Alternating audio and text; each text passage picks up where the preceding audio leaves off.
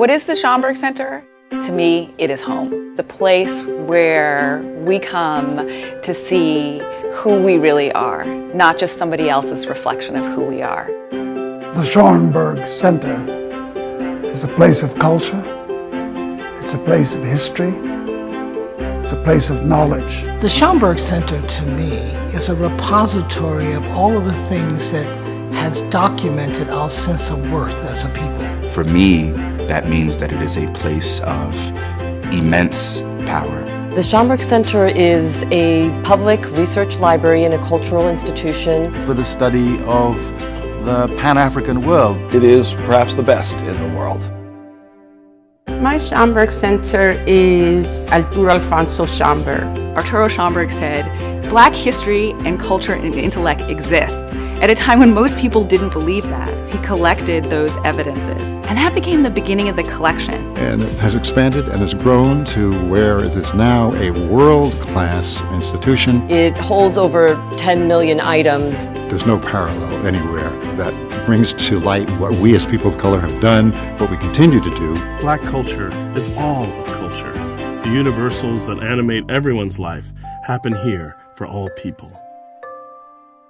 The Schomburg for me is one of the center pillars of Harlem. When I started the journey of finding out about Red Rooster and Harlem, the very first place I went to was the Schomburg. Researchers from around the world come and use what we have here. I could not have written just about any of the books that I've written without the Schomburg Center's archives, resources. The Schomburg Center is much more than a library. We encourage lifelong learning and exploration. The Junior Scholars Program is a Saturday program with students from 5th grade to senior year in high school to help them learn about Black history and culture. Learning about my history is important because it teaches me who I am. The Schomburg Junior Scholars Program is going to do nothing but uplift them. So many talented and brilliant people have walked the corridors of this amazing institution over the years. From Octavia Butler to Toni Morrison and James Baldwin, Ella Fitzgerald, Alvin Ailey, and Harry Belafonte, who graced the stage in this room of the American Negro Theater. This place evokes great memories. It was a gift to us in our community to really try to find that space to reflect expressions of Black experience. I just knew that the environment and what I saw these young African Americans doing was a place I needed to be. What is my Schomburg Center? I'm standing here at the Cosmogram, which underneath holds the ashes of the poet Langston Hughes. On the evening when this Cosmogram was dedicated, people began to empty out of the auditorium. A jazz trio struck up, and to my amazement, Amira Baraka went over and asked Maya Angelou for a dance. And they started to dance on top of the Cosmogram, on top of the ashes of Langston Hughes, and I felt what a fitting way to kiss the memory of Langston. The Schomburg Center is a research institute and a library, but it's so much more than that. There's something going on every day. So many amazing people come here to talk about their creative craft, to share what inspires them. The Schomburg Center's collections help to tell stories even beyond our walls. The Schomburg Center is here in this exhibition at MoMA, One Way Ticket, Jacob Lawrence's Migration Series. We depend on the resources of the Schomburg to enable us to tell this story. Thinking about the implications of the past on the present is absolutely crucial for understanding the next steps, understanding what we have to do to go forward. We today have the responsibility of making sure that new artists and activists, new scholars and poets know that this place continues to be a resource and a source of inspiration for the work that we must continue to do. The Schomburg Center is knowledge. The Schomburg Center, to me, is education. The Schomburg Center is home, it is family, it is foundational. The Schomburg Center is inspiration. The Schomburg is with me in everything that I do. Community, inside and out. The Schomburg Center is us. The Schomburg Center is you, and we invite each and every one of you to find your Schomburg Center.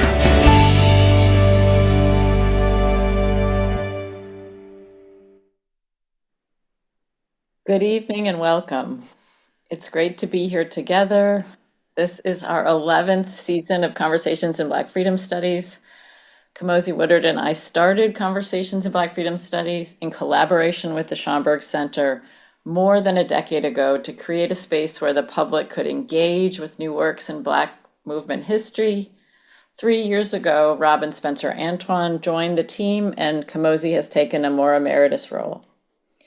With fewer and fewer public spaces to engage new work in Black history, Conversations was conceived as a way to learn, to hear, to discuss, to engage new work in Black history that helps us see the present more clearly. And that task couldn't be more urgent today. We are so very pleased that the Schomburg Center has continued this series. That's one of its educational and public programming offerings. We are grateful to Lisa Herndon, Casey Matthews, and Joy Bivens at the Schomburg for their support, vision, and work that has kept this series going for 11 years. To Park Boulevard for helming the tech for today and so many of these online programs, and to Lucien Baskin, who is our outreach and social media coordinator. Please follow us at Schomburg CBFS and at our website, blackfreedomstudies.org. And now to you, Robin. Welcome to our conversation. As we look at the struggle for liberatory education at a crucial time of upheaval on college campuses and across the U.S. more broadly, we're so delighted to be together online here for this timely conversation about different facets of Black education. Our authors this evening will provide critical analysis about the history of desegregating schools, disability rights in Black special education, political organizing on college campuses, and the intellectual histories that animate Black education. That's been the goal of Conversations from its beginning 11 years ago, the history we need to see the way forward. I'm delighted to introduce tonight's panelists. Their books are available in the Schomburg shop online and in Harlem. Our first speaker, Zebulon Vance Miletsky, is an associate professor of Africana Studies and is the author of Before Busing, A History of Boston's Long Black Freedom Struggle. Keith A. Mays is an associate professor in the Department of African American and African Studies in the College of Liberal Arts at the University of Minnesota, and the author of The Unteachables, Disability Rights and the Invention of Black Special Education. Our third speaker is Conor Coco Tomás Reed. He's a scholar, organizer of radical cultural pedagogical movements in the Americas and the Caribbean. He's a program director of the Shape of Cities to Come Institute and the author of New York Liberation School, Study and Movement for the People's University. Welcome. Thank you for being with us tonight. So where we want to start tonight was briefly where you started. So if each of you could tell us briefly how you came to this topic, what concerns, commitments, questions, experiences led and guided your work. And Zebulon, let's start with you. Okay, sure. Thank you. I can't say how much a pleasure it is to be part of this discussion and conversation. Thank you for the invitation. My book is about Boston, as was mentioned. It always seemed to me that African Americans who had brought about the freedom movement in Boston that led to school desegregation were basically pretty much written out of the narrative. They were missing in some of the more prominent books, and their story, in fact, was a success story, was actually rewritten in so many ways. War was mentioned at all. And for a lot of complicated reasons, Boston seemed to defy categorization, made it difficult to sort of pin down why that was the case. You had a lot of paradoxes and sort of contradictions built into it. But I grew up there, went to the Boston public schools, came through that system, sort of an informal study I think I was always taking, just sort of like just trying to stay alive and be part of the system. And I knew that something had happened called busing before I went to school, and I knew it was bad. People were always mentioning it. It was something that tore the city apart, and so I guess I'd been on a long quest to try to figure that out, why that took place there, and turns out it's a lot of interesting things that make Boston a little bit unique. That the book talks about, and that's pretty much how I got into this topic.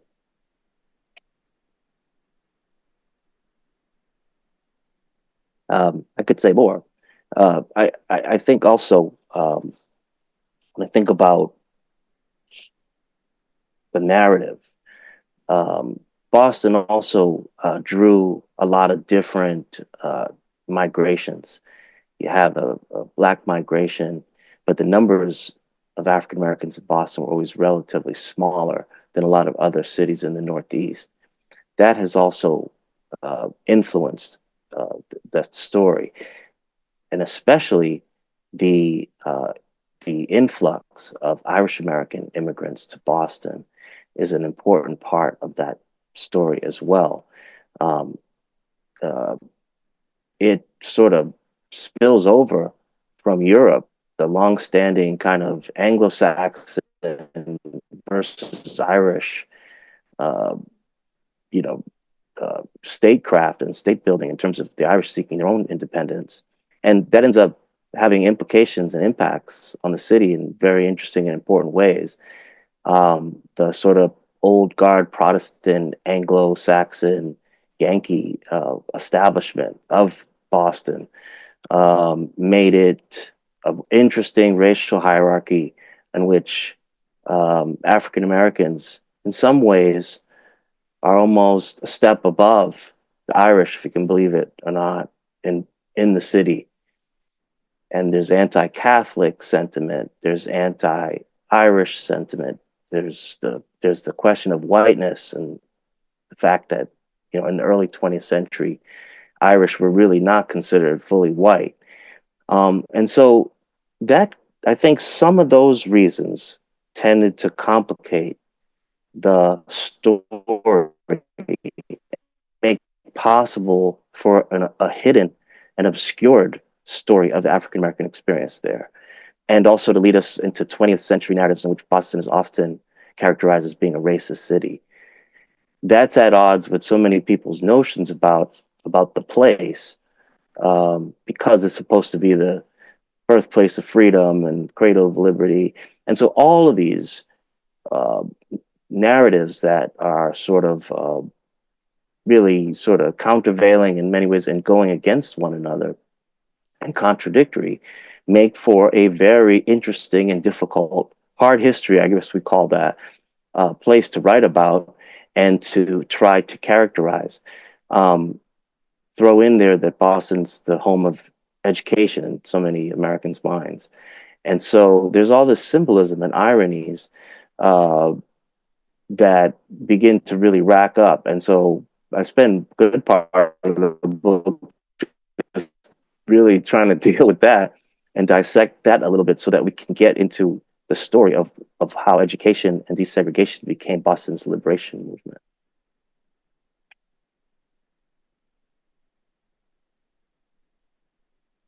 So I'll kind of pick up where Zebulon left off, and just to talk about the ways in which,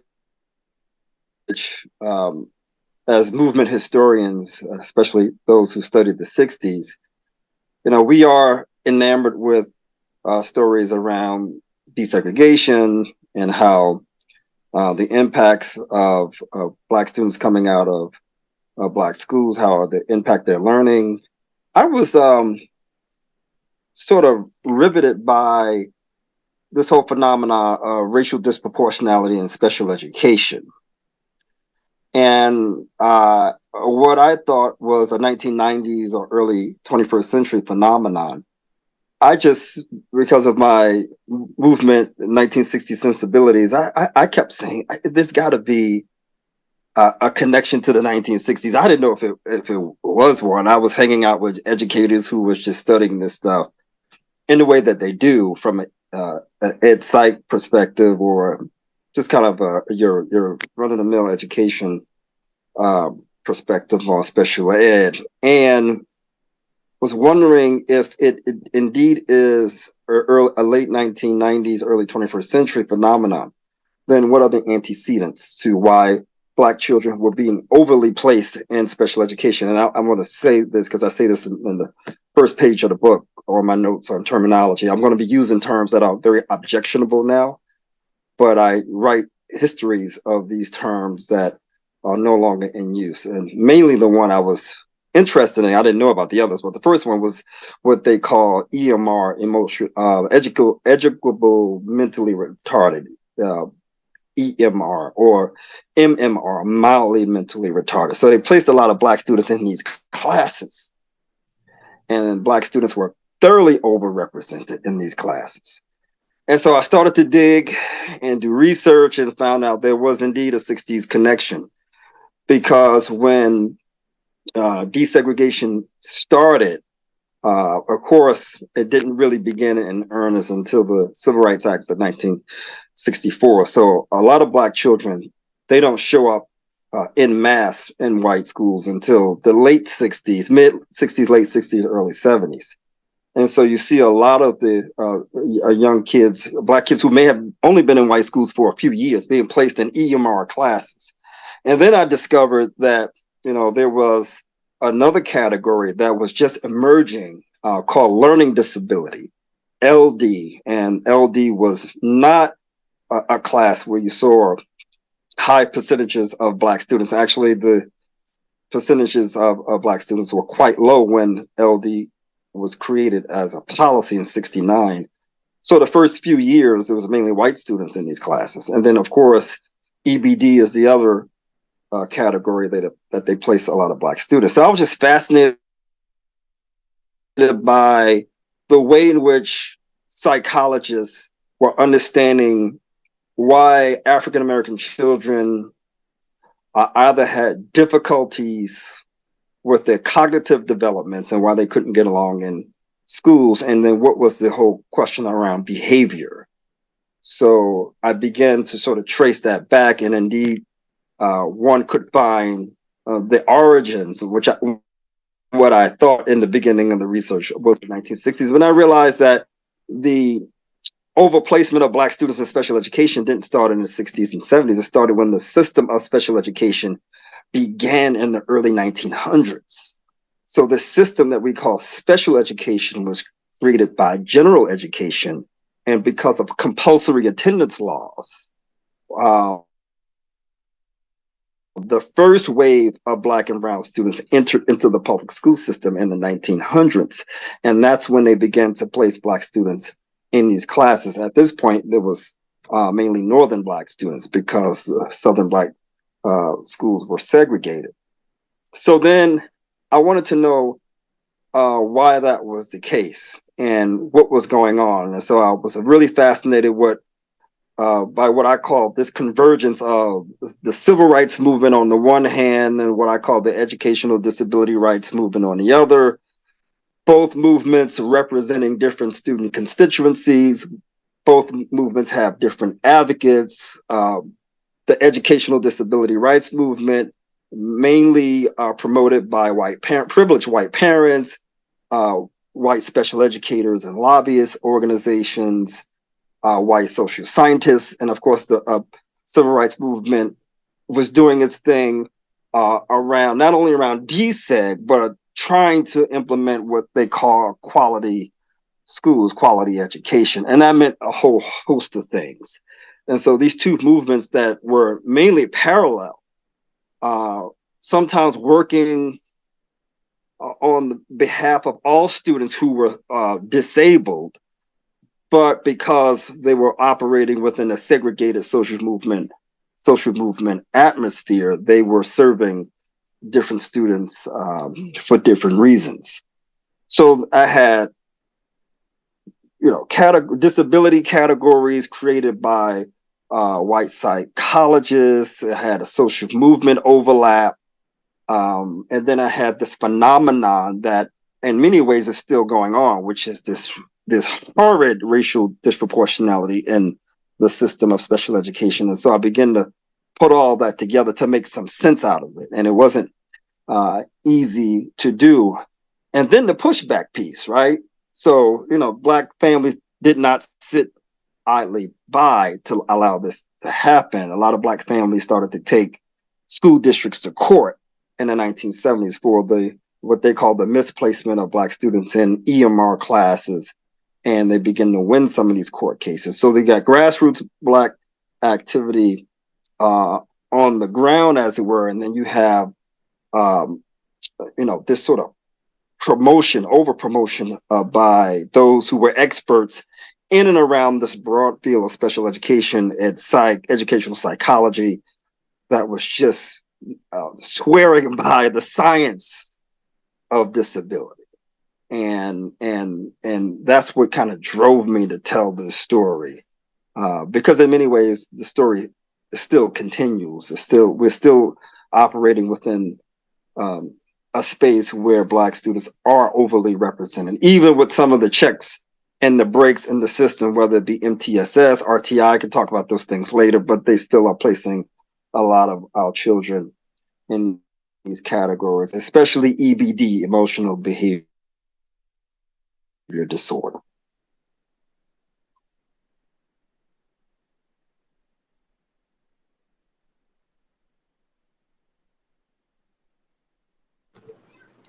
I can jump in afterwards. I'm grateful to Zebulon and Keith for getting things started, and a lot of gratitude, everyone, for tuning in tonight, for gathering here, including to Robin and Jean, and to everyone who was here for this exchange. I want to begin by saying that I am immensely proud to be a part of the CUNY movement, the movement at the City University of New York, which across generations has produced millions of freedom dreamers and liberation makers. This is a legacy that resounds today with the CUNY Gaza Solidarity Encampment, led by CUNY for Palestine, which for several days held a beautiful, flourishing convergence space at the City College of New York in Harlem until it and the encampment at Columbia were brutally demolished this last Tuesday night by school management and the NYPD. We know that 300 people were violently attacked and arrested, and this is absolutely deplorable. This is part of a larger process of liberation in our university system. Free CUNY, rank and file action, CUNY on strike, other groups uphold this legacy as principled students and academic workers. We understand that a people's university must study and act to transform all of society, from the classroom to our surrounding communities, and in synergy with our families and comrades around the world. So to share a little bit of personal background, my own family went to the City University of New York after it was desegregated under open admissions in 1970. From 2006 to 2010, I was a student at City College, where I learned about our university and city's militant histories from many of its elders. I then went on to teach these histories and cultural materials in dozens of CUNY classes while doing my PhD studies at the CUNY Graduate Center. I wanted my dissertation, which became this book, New York Liberation School, to be a movement resource, to be an example of partisan scholarship forged from within struggle, past, present, and future struggles. And in it, I celebrate an extraordinary story of the 1969 Harlem University takeover that altered the life trajectories of many of its participants, including people like Tony Cade Bambara, David Henderson, June Jordan, Audre Lorde, Adrienne Rich, Luis Reyes Rivera, and Asada Shakur. These City College students and teachers underwent this amazing decolonial feminist metamorphosis that transformed the landscape of U.S. higher education, while at the same time, public universities like CUNY and the University of Puerto Rico became these sites of counterinsurgency to suppress our movements. So in the book, I honor Harlem as this epicenter of Black, Puerto Rican, feminist, queer liberation work. And I look at these participants' writings that were circulated as these mobile liberation zones or portable classrooms that were passed hand to hand, generation to generation, and continue to animate struggles today. So this is by no means a rosy record that is stuck in the past. Alongside many CUNY comrades, including those who are here tonight, I've worked to nurture and synthesize these hard-earned lessons ever since. After September 11th, 2001, our resistance to US colonialism and imperialism grew in opposition to the US wars in Iraq and Afghanistan, as well as the militarization of CUNY. And during this time, we've been deeply immersed in such movements as Occupy Wall Street, Black Lives Matter uprisings in the early to mid 2010s and 2020, in solidarity with Palestine and Puerto Rico. And all of these struggles have also boomeranged back into and across CUNY. So again, immense gratitude for this timely exchange. I'd like for all of us who are gathered here to focus in and build with each other in this moment, and to think about how we can conjoin these lessons from Black liberation across all of our movements. So grateful for this exchange tonight. Thank you. Thank you. It's so important to just honor the space that we're in and the moment that we're in politically, right? And there are lots of moments going on, but thinking about us and our panel on education, I think there's really so much to be said about the types of organizing that's going on college campuses, as well as this long history of desegregation and the harsh realities of special education. It's even hard to hear some of the terms that you're using, Keith, knowing that the history of that, and think about our children just being branded in such a way. So thank you. I look forward to just more conversation, and especially as you give us a window into your work and sort of give us a window into the histories that you are talking about in terms of the question of the Black freedom struggle. So what is the intervention that your book is making into this era of the Black freedom struggle? Can you speak directly to that? And we can start off with you, Zebulon. Yes, okay. Yeah, Keith, you got me thinking as well. I'm sure there's cases of this in Boston, I would imagine. So part of that journey was addressing those very issues of unfairness, of misdiagnosis, of lowered expectations translated into actual policy. And so it's, it just occurs to me how deeply political and how powerful, the process of education is supposed to be and is and can be. And I think that's what the young people and their parents in Boston were experiencing as they tried to dig themselves out of the sort of mess of that was made in terms of the way schools in neighborhoods, Black parts of Boston, were underfunded, falling apart, dangerous in some cases, taught lessons that could be damaging, and were performing the sort of mental genocide that people were really afraid of and were working very hard to militate against in the place that's supposed to be the citadel of higher education and of education itself. It drew me to several conclusions about Boston. But one that sort of random takeaway is the extent to which you can have a city that's on the one hand highly educated and is the place of education and higher education, and yet pull the wool over so much of the population of the city's eyes, and have it simultaneously a very educated place, but also one in which some people are being left behind and are left in sort of an ignorance. And this is in much of the white community in Boston, especially. And not as well, especially.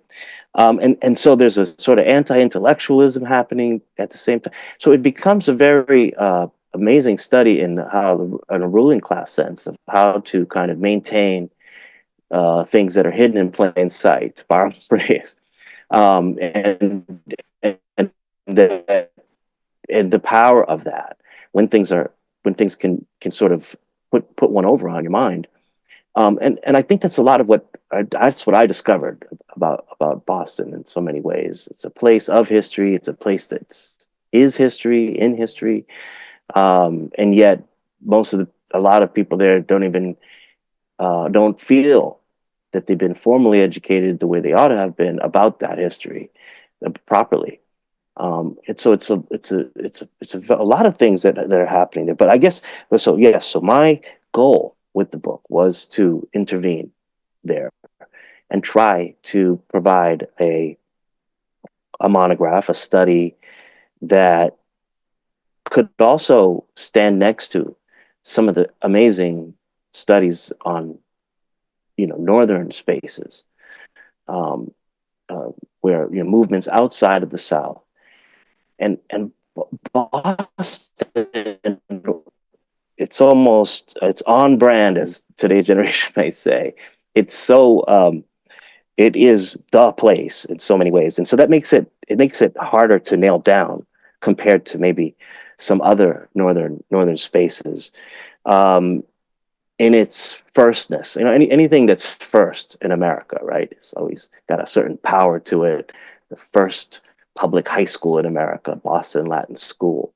The first the public library, Harvard, all of those things. Whenever you have something that's first, it has that sort of stature to it, or so it seems. And yet, history has an interesting way of leaving sort of I would call them breadcrumbs or clues as to the arc of moral justice and how it can move. You know, Boston is considered to be the so-called cradle of liberty myth, or the freedom's birthplace idea, is really, I guess, because of the Boston Massacre. The Boston Massacre is the first shot heard around the world, and all that, as we learned in school. And the first to die in the struggle for freedom, therefore, is a Black man by the name of Crispus Attucks. You know, that symbolism echoes through the ages. Maybe we didn't understand it then, or maybe we did understand it, but it does mean something, that someone representing a race that is principally unfree is the first to die in the cause of freedom, and that happened in Boston. So all those things, the power of those ideas, the potential of them, makes it harder in some ways to talk about Boston. And so we have to strip back the myths and the myth making in order to get like a clearer picture of it. It's the headquarters of the abolitionist movement, right? But it's not the only headquarters of the abolitionist movement. It's a particular version of that. There's New York, there's other places. Maybe it was a more radical vision. Therefore, people had an expectation that Boston be a more open city in the 20th century. But, you know, I also learned that just because there's a radical group of abolitionists doesn't make the whole city abolitionists. You know, there's still plenty of people who haven't changed their minds about race and some of those issues. So you have all these important symbolic firsts that may suggest that Boston is a specific kind of space. Therefore, we're surprised in the 20th century when Boston seems to have all of these problems with race. So I wanted to intervene in that sense. I also, I guess, lastly, wanted to make the intervention or the observation that school desegregation in the North is part of an unfinished continuum of desegregation that is really just starts with Brown versus Board in a lot of ways. Brown versus Board dealt with the South, and one might thought, well, that's the end of the question then, because the South was the place where racism dwelled. It's Mississippi, it's Alabama, it's South Carolina. And there's that Boston sleight of hand again, drawing your attention away from the North and from Boston, which is actually really where it all started. So it's in its firstness there too, as the birth of the American Republic and all of that entails, the racism, the citizenship tied to whiteness, all of that is huge. So much so that you have to remind people, you know, there was slavery once in Boston. People are like, what? The fact that we ever have to say that suggests right there the effectiveness of myth making and how it can make one have the amnesia to forget these kinds of things. So I talk about in the book the case of Roberts versus Boston, and it's cited in Plessy versus Ferguson. It's cited in Plessy versus Ferguson as the example of separate but equal, because the Roberts case was not a success in what it sought out to do. The courts actually sided with Boston in the 19th century, in 1850, and said basically they had the right to do, this was not unconstitutional to have these separate sort of racial systems. So we maybe thought that was the end of the discussion in the South, but it's really just the beginning, because by coming back into the North to deal with the question of school segregation, you are coming back to the heart of where it all really started, even though we forget that it started actually in places in Boston. Thank you. Before we continue, I want to take a break and acknowledge that we've been joined by our fourth panelist tonight, Leslie Alexander, Dr. Martin Luther King Jr., Professor of History at Rutgers University, and co-editor of Ideas in Unexpected Places, Reimagining Black Intellectual History. Welcome, Leslie. I wanted to give you a chance to jump in and contribute to this discussion going forward. And of course, anything else you want to share about this moment. Thank you. Thank you. Thank you so much. And I just want to start by thanking you for the invitation and for the opportunity to be in conversation and community with you. And really want to apologize to my friends and colleagues on the panel for right back at you for being late. I'll just say for now that there's obviously a lot going on our university campuses right now. And I found myself caught up in wanting to do some care for our students. So I apologize for my a late arrival, but I'm really grateful to be here with you. I'll just try to answer this question briefly, and then so I can kind of join in the conversation with the rest of you. But as you said, that the project I wanted to talk about tonight is an edited collection that I had the extraordinary opportunity of co-editing with two people whose work I just really appreciate and admire in so many ways. And I have to say, one of the really beautiful things about being an academic sometimes is the opportunity to be able to do collaborative work. We're learning a lot right now about the importance of community and solidarity, and it's nice, I think, to kind of acknowledge that there are also moments when we do have opportunities to do that in our academic work as well. And I feel like Ideas in Unexpected Places turned out to be kind of a good example of this, because it's a volume that actually came out of the African American Intellectual History Society, AAIHS, which is comparatively speaking, a relatively new organization, right? When we think about kind of Black history and Black studies organizations, but it is one that has really flourished over the past, what do I want to say, like 8 or 10 years now. Time flies when we're having fun, right? So I can't even keep track. But it's really been, an exciting, rich, I think, fruitful intellectual community. And one of their conferences was about kind of redefining and rethinking what we mean by intellectual history, and specifically Black intellectual history. And at the time, I was early on working on a project that turned out to be my most recent book, which is a project that looks at how Black activists in the 19th century sort of viewed and thought about and understood Haitian sovereignty and the battle to defend Haiti's rights in kind of the global political arena.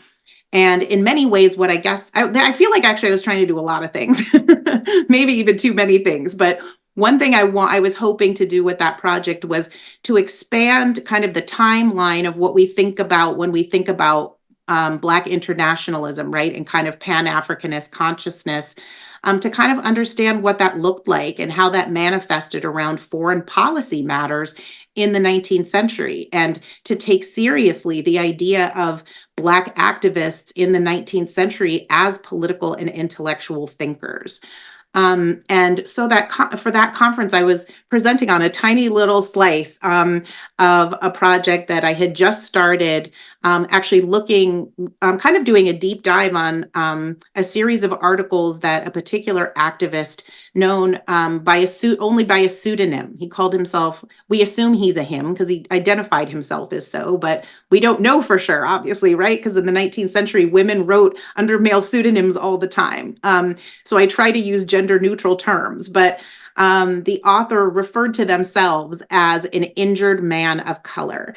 And that particular author wrote a couple of articles in the spring of 1804, defending Haiti's right to sovereignty, defending its right to use brute force when needed in order to maintain its right to sovereignty and in order to maintain Black people's freedom. And so following that particular conference, a group of folks on the AAIHS board thought it would be a good idea to bring together a volume that looked at a number of the papers and contributions from that particular conference and create a volume out of it. And much to my surprise, frankly, but also much to my great pleasure, they asked me to be one of the editors. So I had the opportunity to work with Russell Rickford, who's currently at Cornell, and Brandon Bird, who's currently at Vanderbilt. And we had an opportunity to co-edit this collection together. And all of the papers that were submitted came from people who had participated in the conference. We actually did a fantastic workshop where everybody came together in person and we all read each other's contributions and workshopped each other's contributions, which I have to say, again, kind of in the spirit of community, is something we don't often get to do, but was really a beautiful experience. And so that's where the volume kind of came from. And I'll just kind of close by quickly saying, in the big picture, I think what the volume was really hoping to do was to kind of push back against the idea that there should be a very slim definition of what it means to be an intellectual or what it means to be a thinker. The idea was to say, let's look at foot soldiers in the civil rights movement. Let's look at, abolitionists on the ground in Latin America in the 19th century, right? Like, let's look in all of these places, right? For keen strategists and keen intellectual and political thinkers who were really trying to push the movement for social justice forward, but who we perhaps up until this point have not thought of or have not categorized, right, as intellectuals or as political thinkers, because they don't fit the profile, right, of what we think an intellectual ought to be and to do.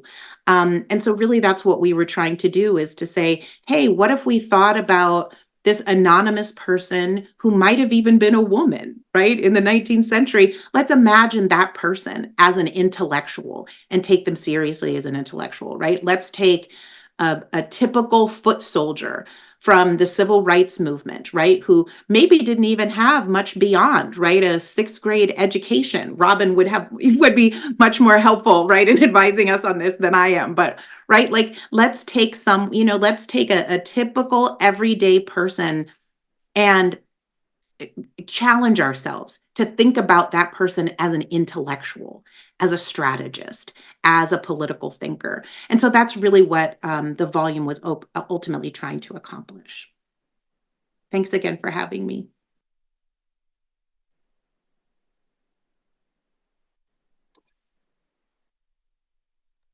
And I think similar to Leslie, it's good to see Leslie. It's been a while. And I wanted to respond to the ways in which I thought I was personally being characterized as a young Black student in Harlem at the time of growing up. I was considered educationally disadvantaged and culturally deprived. And when I went to PS 200, and we call it IS 10, it's now Frederick Douglass Academy in Harlem. And I carried that with me into City College, because City College for me was the gateway to an education that I didn't receive in the New York City public schools. And so, although I went on to write about other things, when I encountered the racial disproportionality of Black as an adult later in life, I began to reflect back on what it meant for me to also be labeled as a young student, a young Black learner who was written off by teachers in the New York City public schools. And so when I wrote the book, I wrote it very angrily. I had a lot of rage writing the book, and I think it comes across because I think for me, I had to strike a balance as a more seasoned scholar and writer at this point, with being objective, but also, writing with an edge, and perhaps maybe even being polemical in the writing. And so I'll give you an example of that. A lot of people have picked up on this particular part of the book. I said, this separate race-based system with its accompanied disability discourses created the foundation for Black disproportional placement in special education. the pages that follow, historicize how race shaped ideas about disability, then in turn how disability shaped ideas about race in a reinscribing feedback loop. Black students were not placed in special education because they were incontrovertibly disabled. They were placed there because they were incontrovertibly Black. A very strong statement. And I was trying to write the first history of Black special education. And I call it Black special education because I thought it had a particular kind of difference from other kinds of special education placement. So I was writing, on the one hand, a Black disability studies, a Black disability history, a Black special education history, a history of resegregation, because I call Black placement in special education a form of resegregation. And I think for me, I was contributing to the field of Black educational history and studies, but also carving out a unique space where no one has written a monograph on. So one of the challenges for me when I was researching and writing the book was that there wasn't a book out there on the history of Black special education at all. And at a conference, I posed a question, what does it mean to write a history of Black special education? And is that the same as writing a history of Black disability? Is Black disability the same thing as Black special education? And so I kind of toyed around with that. And I think for me as well, that meant taking account of white diagnoses and what white physicians and social scientists were doing in terms of constructing these labels. And I call special education a system of sorting and removing, because that's what it was all about, me being placed in these classes in New York City schools, but also any kind of learning challenge that Black students exhibit that automatically gets them, if not placed, at least evaluated. So let's start the evaluation process to see if they need to be placed and taken out of general education classrooms. And so I sort of take the reader through that. But, you know, like Leslie said, and I'm not sure as kind of a mini trailblazer what I'm writing and who I'm speaking to. I think the responses that I've gotten since the book has been out for about a year is quite amazing, because there have been people who are in the system of special education who said, thank you for writing the book. And I'm talking about people who are families of Black children and Black learners, of white teachers who are special educators themselves, saying that the book is timely. We needed to understand this genealogy that you laid out. And, you know, it's not a book that's written over 100 years, although the first chapter is starts in the progressive period. But really, it's a book about the 1960s to the present, and talking about those Black families who responded to the ways in which they were subjugated by this system.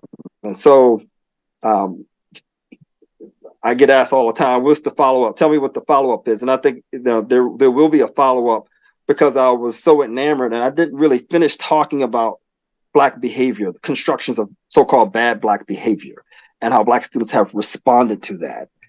And again, it's this sort of way in which folks are labeled and labeled with a particular kind of understanding about their disability. And so I juxtapose something called the disability rights movement. It happens to be very, you know, white-centered, focused mainly on access issues, but I critique that somewhat, although that's part of the subtitle, because the book is really about a certain kind of Black disability justice. And how do you sort of look at justice movements and rights movements together? And we always have been part of justice movements, even though our movements get co-opted into a kind of rights vision for the future. But then the question becomes, yes, okay, so if you did label me as EBD or as culturally deprived or educationally disadvantaged, then let me weigh in on what that means to me. And so I think that's where we're going with this. I would love to see Black students talk about the ways in which that label has impacted them and how they have pushed back in many ways on the kinds of labels that were applied to their behavior and to their learning. Thank you, Keith. And also a warm welcome to Leslie for joining us. Full solidarity to you and folk at Rutgers, whose encampment is trying to stop Israel's genocide in Gaza, and really keen to weave that into our discussion tonight. So I want to share a little bit about this work and thinking about how this book intervenes in the larger Black freedom struggle. So we often inherit a sanitized and defanged story of the turbulent history of the City University of New York. And that includes how open admissions and ethnic and gender studies, Black studies, Puerto Rican studies, Asian American studies, women's studies were won in the early 1970s as a result of campus upheavals. And this makes it difficult to assess how to fight right now CUNY's resegregation, a racialized austerity program, and the outright suppression of campus protests as we're seeing this week. As the Jamaican theorist Sylvia Wynter once affirmed, Black studies was a war. So universities are also a war zone within US imperialism, policing, and settler colonialism.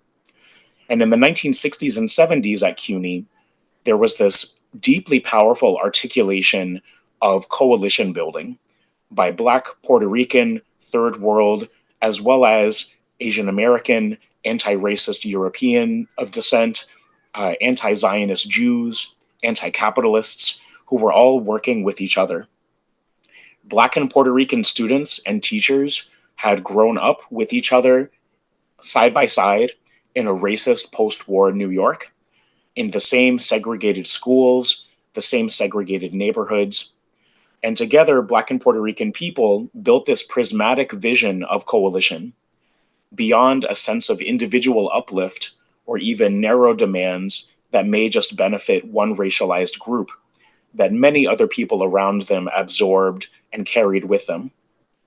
This fostered a larger movement ecosystem that wove in more demands, more struggles, women's liberation, queer liberation, disability justice, transnational solidarity, as it also interlaced campus and neighborhood issues. So this term that we're hearing often in the present and that has been used to suppress our movements in the past of outside agitators was completely rejected. You know, at our best, we are all outside agitators. But moreover, it gave these CUNY movement actors, who I had named earlier, this method to understand and to honor the coalitions that are also within our own selves. So Audre Lorde, her famous self-assertion that she was a Black, lesbian, feminist, mother, socialist, warrior, poet, can be understood not as this tiny intersecting point of being, but as this active doing from many overlapping communities that were nestled inside herself and to whom she was accountable. Other CUNY poets like June Jordan and Adrienne Rich taught us that liberatory learning, writing composition, and social reinvention go hand in hand. After the '69 Harlem University takeover, Jordan extended its lessons to neighborhoods like Ocean Hill, Brownsville, which had been the site of a powerful community control campaign by Black and Puerto Rican students, their parents, and anti-racist teachers. And Jordan said to graduating middle school students in 1970, quote, "Insist that your studies shall become life studies, Black studies, urban studies, environmental studies. We must make ourselves into a community machine that will eliminate and throw out their political machinery. We must no longer simply tremble when we hear the gunfire of police or state troopers or the National Guard. We must take control," end quote. Adrienne Rich, her colleague, who was a Jewish lesbian accomplice to these Black and Puerto Rican-led struggles, also wrote and taught through her own self-transformations alongside them. And we see this in such poems as Diving into the Wreck, which is this record of Rich's teaching inside City College classrooms and hidden in plain sight a phrase that Zebulon had mentioned earlier. So Rich's CUNY experiences shaped her later work, such as her searing critiques of the compulsory practices of heterosexuality and motherhood.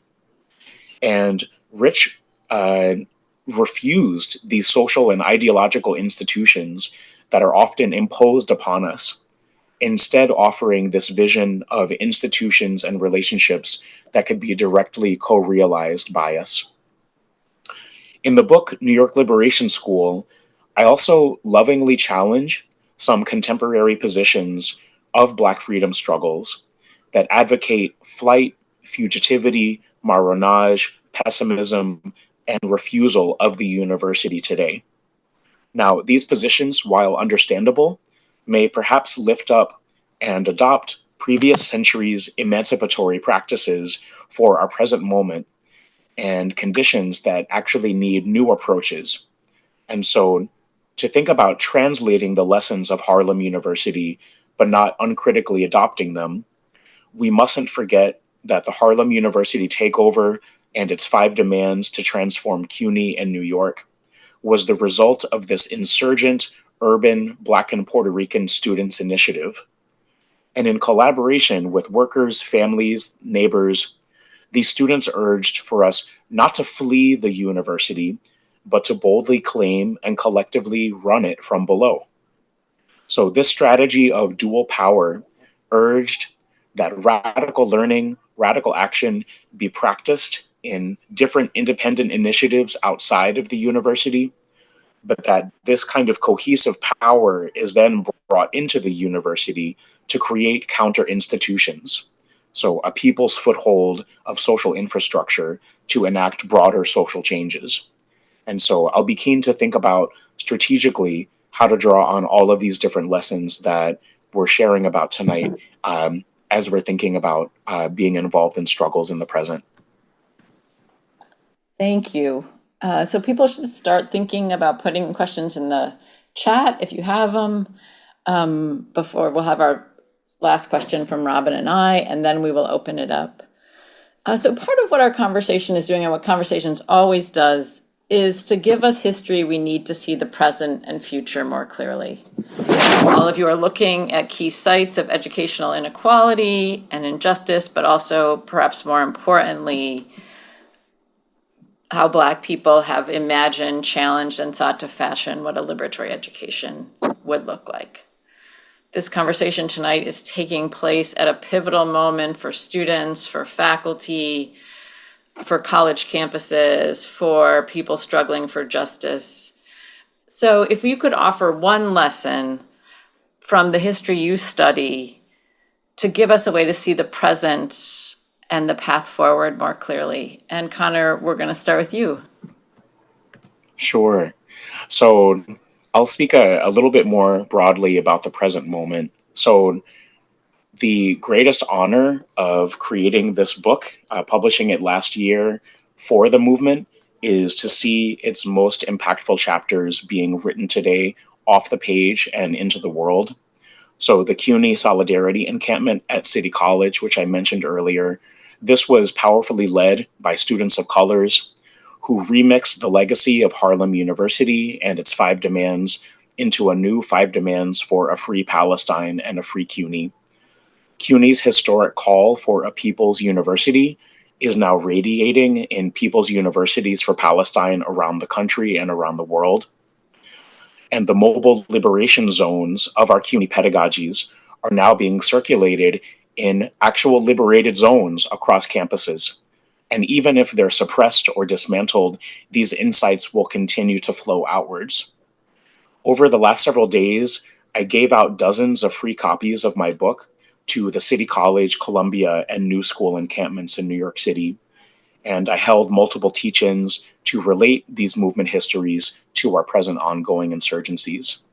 And we're in a new phase right now of Black liberation, Palestinian solidarity, which is at its heart a global revolutionary movement that must remain focused on ending the Israeli genocide of Gaza, while also collectively recomposing our places and methods of study. So these encampments and building deoccupations will shift and evolve as people are released from jail, many of whom are now facing significant, completely unjust charges. They'll shift and evolve as we heal from being attacked by the police and Zionists, and as the spring semester ends and a liberation summer begins.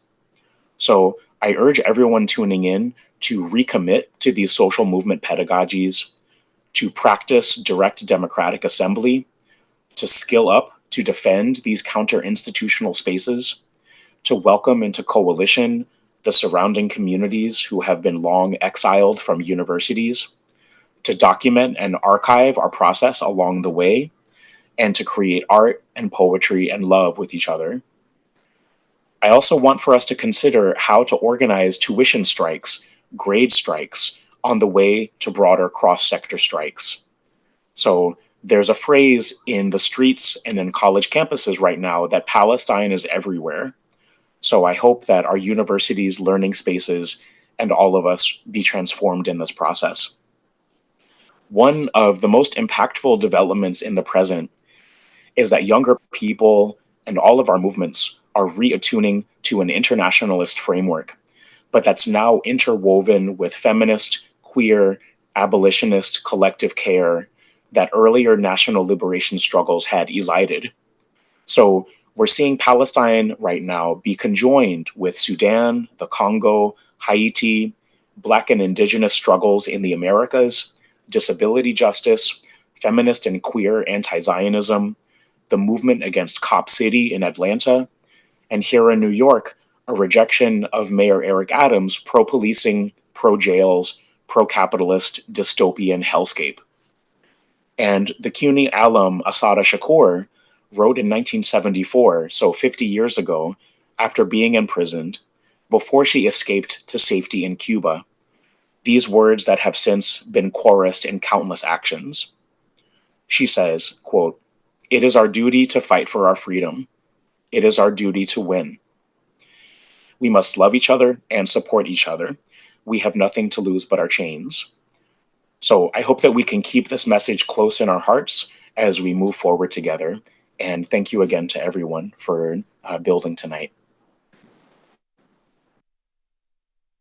Yeah, I honestly don't know what I can say that is more, beautifully articulated than what you just said.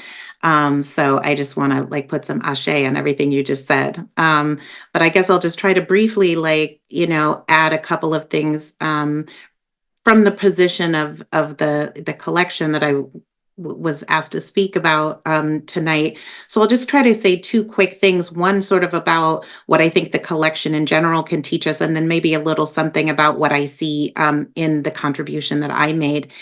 I think that one of the lessons that I really took from the collection as a whole is that it is possible not just for us to imagine the people and the events that we study as thinkers and as intellectuals and as profound movements, but it opens up the possibility in which every single one of us can imagine and understand ourselves as strategists, as intellectuals, as political thinkers. And it opens up a whole possibility in which we can imagine ourselves as having a transformative role in creating and forging the kind of community that we want, the kind of society that we want, the kind of world that we want. And that if we're willing to imagine ourselves as people who can contribute to that conversation, imagine how that changes the nature of the conversations that we can have.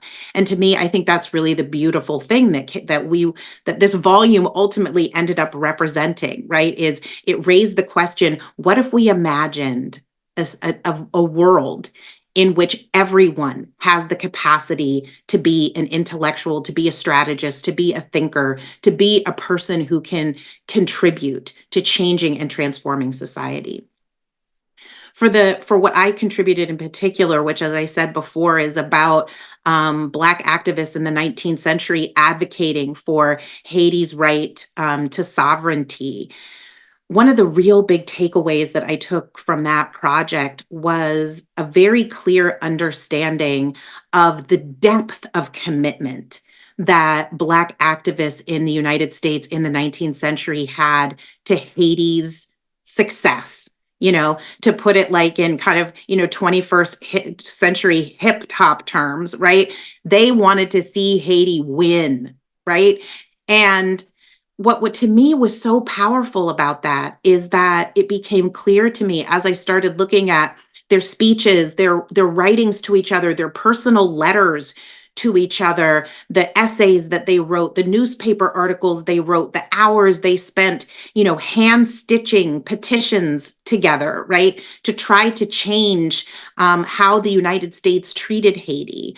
What became clear to me from that is that they cared as much about Haiti's freedom, about Haiti's right to sovereignty, about the right of the Haitian people to govern themselves.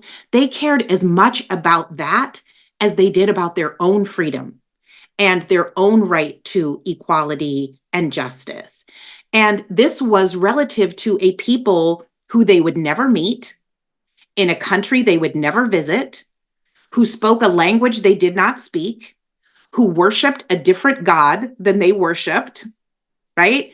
That on the face of it, if we want to look at the outer trappings of what, the categories that human beings can occupy, right? They are in some ways as different from Haitians, right?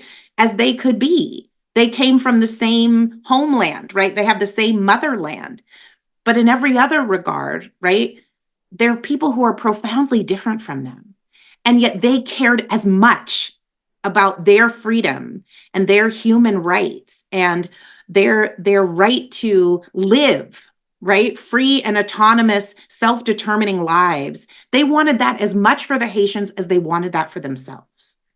And for me, that has become a beautiful model of movement and community building. What if, right? We all cared about the freedom, the equality, the justice, the ability to live and breathe free. What if we cared as much about that for everyone, for our Palestinian brothers and sisters? What if we all cared about that as much as we do about our own? What kind of a world could we create? What kind of a society could we create? So that has really become the model for me, right? And it's something now that I talk about every time I'm asked to speak about Haiti or about this book. I really want to press the point of the lesson that we can take, what we can learn, right, from our ancestors about how to model what real care can look like and how transformative that has the potential to be.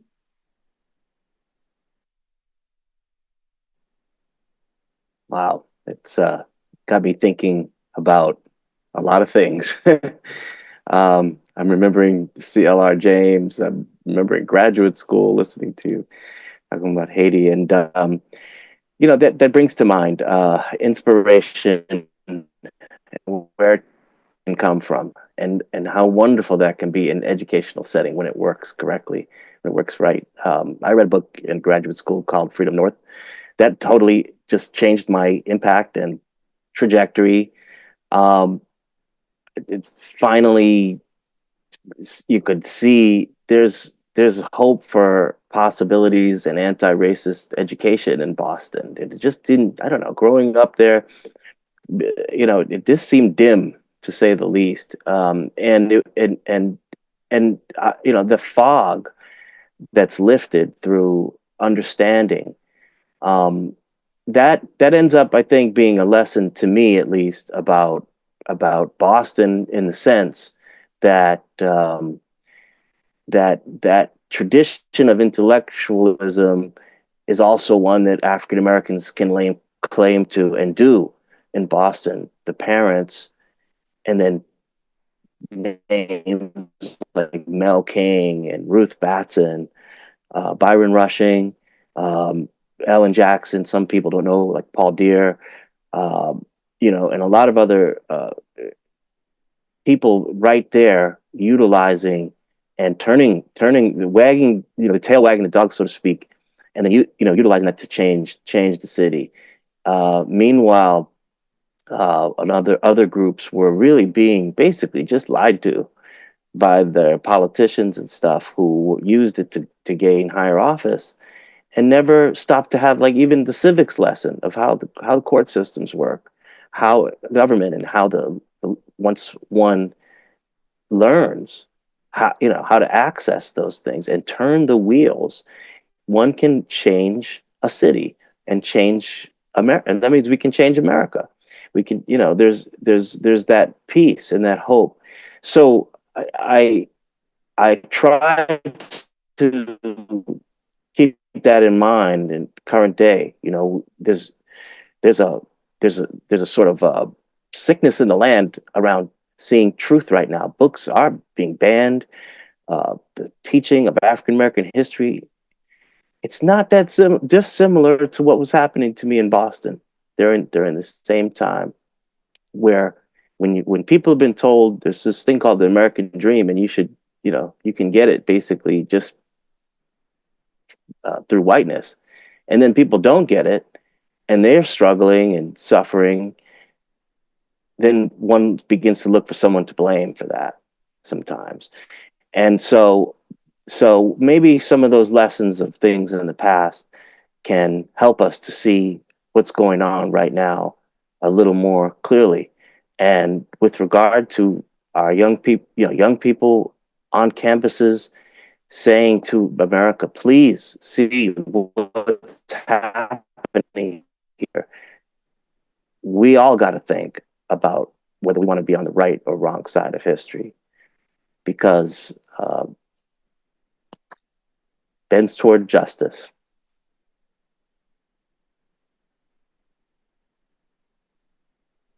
And I'll just add to that. I know we are running short on time and we want to allow the Q&A to start, but I think that the one thing that was promising in the 1970s were the fights against EMR and those placements. And I think our Black educational struggles today must return to that focus on special education as a way to address, what is going on inside of our schools that's involving directly our children.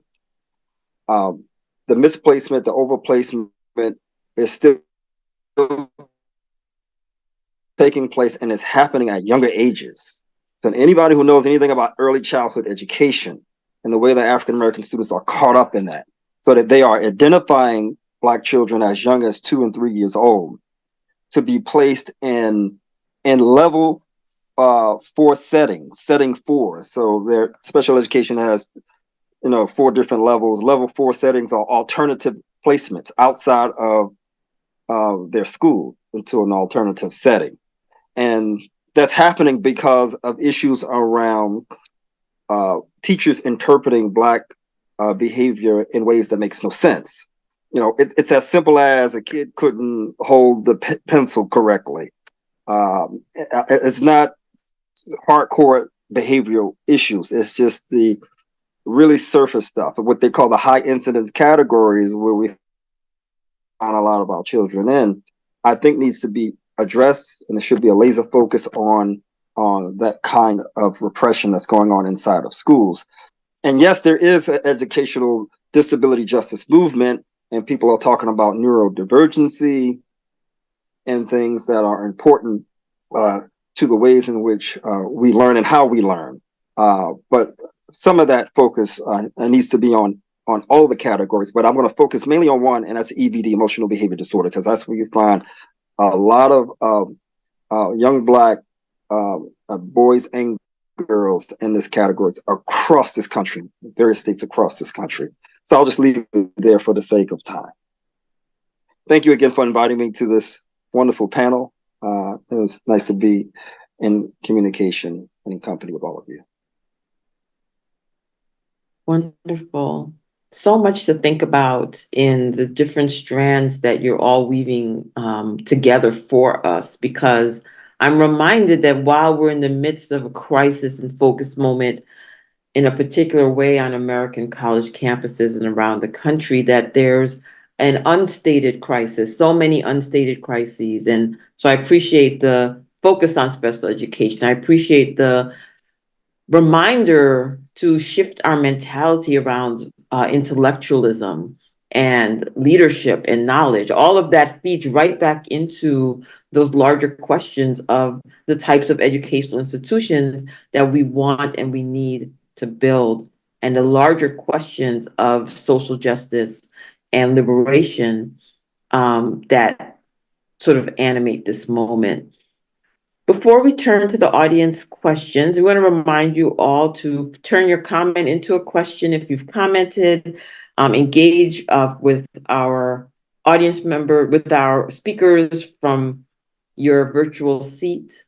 Definitely appreciate all the people who have tuned in from all around the country as well. Some of our favorite authors are in the chat, so it's wonderful to have everyone here. Wanted to take up the particular intervention of each book in kind of a lightning round, right? So imagine that you have 1 minute to answer the question, and of a hot potato kind of thing, so that we can make sure that we hear all of your voices. Leslie, talk to us about the process of putting together this essay collection and what it has to offer to people interested in Black thought, especially around education. Yeah, that's a great question. I have to say, I've worked now in a few different edited collections, and it's always a little challenging. Sometimes, rounding up scholars feels a little bit like herding cats. But I have to say that, this was actually an extraordinary experience. People were really enthusiastic about contributing to this volume. They were really excited about the concept of expanding, right, the boundaries of what we think about when we think about intellectual history. And so it was really just a joy and a pleasure. Like, people were timely. They gave each other like excellent and useful feedback. So I think it's actually a good model, right, of how kind of communities can come together and generate this kind of work.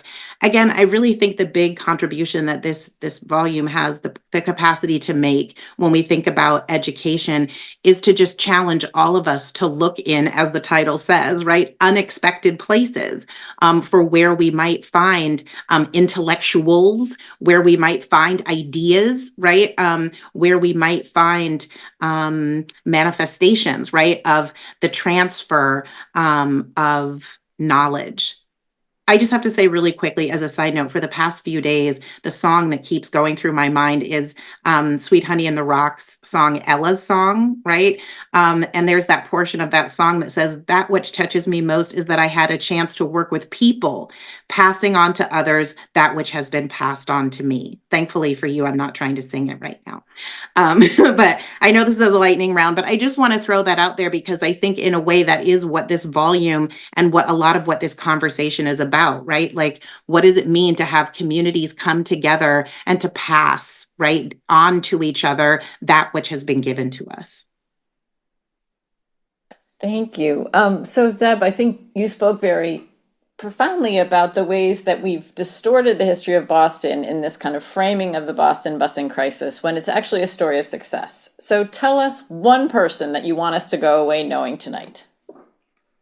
Well, I guess I'd probably have to pick Ruth Batson. Yay! I was hoping you would. Yeah, that's just that,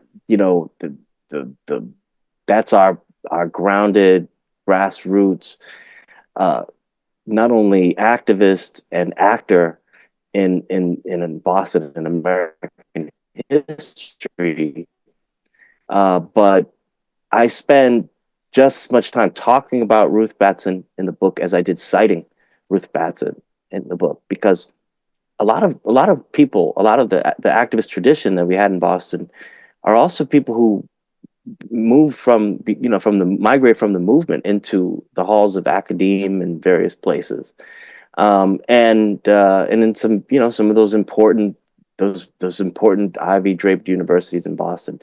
And Ruth Batson was one of those people, and her papers are at the Schlesinger Library at Harvard.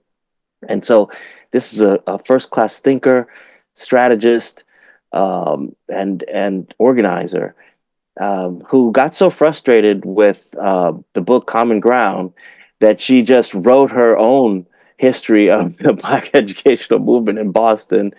And it's one of the most amazing things I've ever read, that but wasn't published enough that a lot of people were able to read it. But it's just a brilliant analysis, and I grew up in all of that. They created such a good space for us in our generation coming up, I guess, post-busing, you could say, in the embers and ashes of this thing that really did tear the city. The healing that's needed is like, I don't even know where to begin. But she was somebody who brought about that kind of healing that was needed. And her words, her thoughts are just, a lesson for all spaces that are trying to bring about some change and solve issues which still haven't gone away. School segregation still very much with us, and a problem that no one can seem to figure out. So there it is. She echoes through the ages for me. Thank you. Okay, and continuing the lightning round, I want to introduce an audience question here for Conor. Speak to the role of public libraries in movements for people's universities and recognizing more people and their actions as intellectuals and as strategists. Can you speak to that 1 minute? I love that question. So I had brought up June Jordan earlier, and she was a longtime advocate of public libraries. She saw them as being these kinds of convergent spaces, like our public universities, that could bring in all of the people and that could commit to communal radical study. And I'm thinking that in particular right now, librarians are at the forefront of defending Black studies, ethnic studies, queer and trans literatures, and they need all of our support. We have libraries that are trying to do the work of bringing in people so that they can have a space to gather, when often when you are wanting to gather in a space, you have to pay money to do so. And I know that in New York, the New York Public Library, Brooklyn Public Library were the places where a lot of these City College students and teachers had met their own elders. Toni Cade Bambara, remembering that she had Langston Hughes reading her works when she was a child. June Jordan writing a lot of her work inside the Donnell Architecture Library in the early 1960s as she was coming up as a teacher. So really grateful for this question and hoping we can think strategically about defending and transforming our universities alongside libraries and other cultural institutions. Much love. Thank you. Keith, I think this last question is going to be for you because sadly we're almost out of time. I think one of the things that's really incredible about your book is the ways that you use archives, and you bring a story that sometimes people say is a story we cannot tell. And so can you tell us a little bit, just for the many nerds in the room, of the archives you used and how you did the research? So unfortunately, the archives that I relied on the most were from the psychologists that produced the disability discourses, and many of these folks are heralded in their fields. One of the things that I attempted to do, from Lewis Terman all the way down, was to sort of pose this question about what we do as scholars and researchers. Much of comes from us. It comes from, and I have to tell my colleagues this all the time, we produced this in the academy, and we gave it to the K-12 system. We gave it to the practitioners. The researchers gave it to the practitioners. So one of the questions I had, and we like to understand these moments as moments that are bygone eras and how we produce knowledge, whether we're talking about eugenics or what have you. But the question I always pose is the academy still producing racist disability discourses? Are we still producing racist research in 2024? And the answer to that question is a resounding yes. So you cannot point to the progressive era as though that was some moment in time where we as researchers are no longer doing that. We're no longer producing those kinds of narratives. We are still doing it. And so the question that I raise in the book is that I think many of us are deluded about how we understand our questions and how we think about science. You know, the whole science of disability is flawed. I keep telling my colleagues that not only here at the University of Minnesota but elsewhere. But science is wedded to education in ways that we really don't understand the magnitude of what they've done to children and what they continue to do. So we need to decouple science and we need to rid it out of education, because that's what has produced the kind of system that we call special. That's what produced that system in the first place. And so this is replete in archives that I visited around the country.